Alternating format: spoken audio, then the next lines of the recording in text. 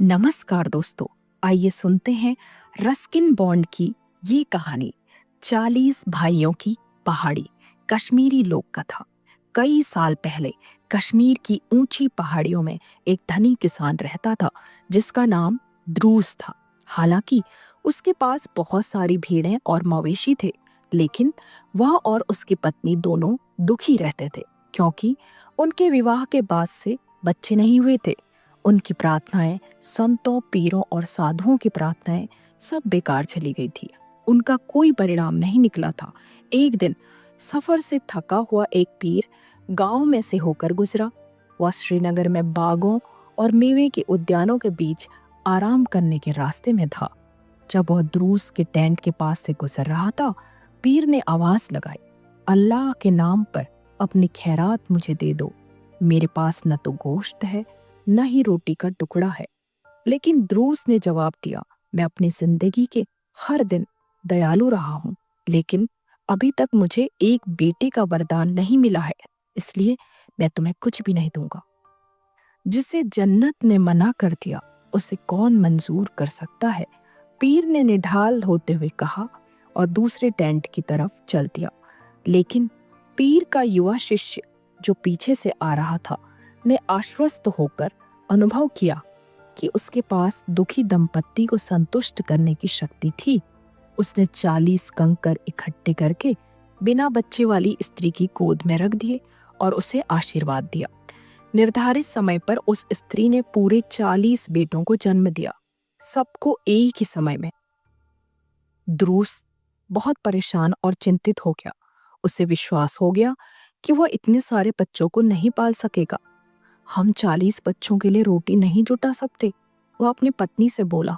इसलिए केवल एक चीज है जो हम कर सकते हैं, अपनी पसंद के एक लड़के को रख लें और शेष 39 लड़कों को जंगल में ले जाएं और उनको वहीं छोड़ दें।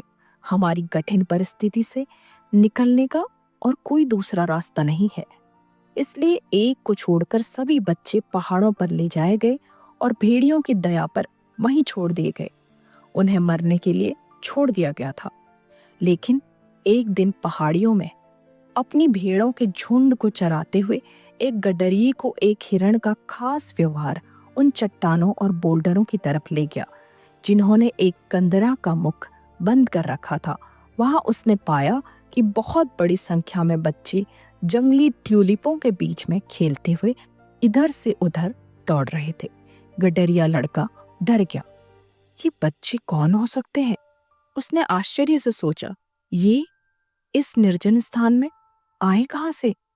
शाम को उसने अपने अनुभव के बारे में अपने पिता को बताया और वह खबर ऐसे फैली जैसे उसे हवा में फैलाया गया हो।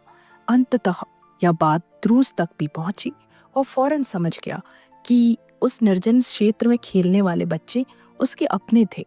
कई महीनों से वह पछता रहा था और दुखी था, लेकिन अब वह खुशी से झूम उठा।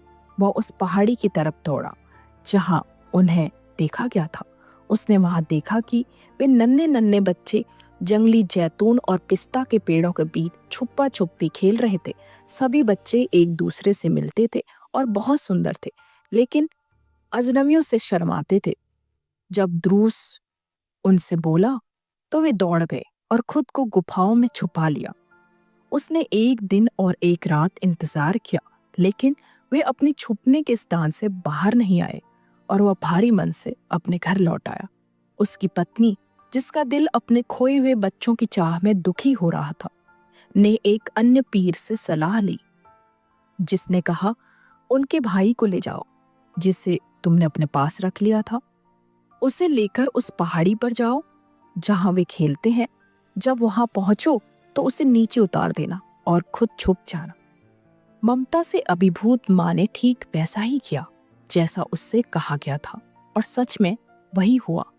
बच्चे उसके प्यारे बेटे के साथ खेलने के लिए बाहर निकल आए। नन्हे अजनबी और उसकी मधुर आवाज से आकर्षित होकर वे उसके पीछे पीछे अपनी माँ के पास आ गए, जिसने उन्हें गले से लगाया और उन्हें मिठाइयाँ दी, और जल्दी ही बिना किसी कठिनाई के वह उन्हें उनके घर वापस लाने में सफल हो गई। द्रूस बच्चों को वापस पाकर इतना खुश था कि उसने गरीबों को उपहार और भोजन बांटा और गांव में संगीत तथा भोज का आयोजन किया। उसने सभी 40 बच्चों को नमाज अदा करना और पवित्र किताबें पढ़ना सिखाया। लेकिन अल्लाह का फरमान यह था कि देवदूत अजराइल एक ही समय में 40 की सांसें ले ले। सारे 40 बच्चे अचानक एक ही दिन मर गए। पूरे गांव में मातम छा गया और लगातार 3 दिन और 3 रात तक दुआएं की गई। अंतिम संस्कार में भाग लेने आए अनेक मित्रों के लिए भोजन तैयार किया गया। उसके बाद 40 भाइयों को उस पहाड़ी पर ले जाया गया जहां वे पाए गए थे और सुनसान क्षेत्र में उसी पहाड़ी पर उन्हें दफना दिया गया जहां वे जंगली ट्यूलिपों के बीच खेलते थे। और कहा जाता है आज के दिन तक बच्चे अभी भी रहस्यमय पर्वत पर घूमते हैं जिसे कुह चेहलतान 40 भाइयों की पहाड़ी के नाम से जाना जाता है। तो दोस्तों, ये थी रस्किन बॉन्ड की कश्मीरी कहानी 40 भाइयों की पहाड़ी। आपको कैसी लगी जरूर बताइए। धन्यवाद।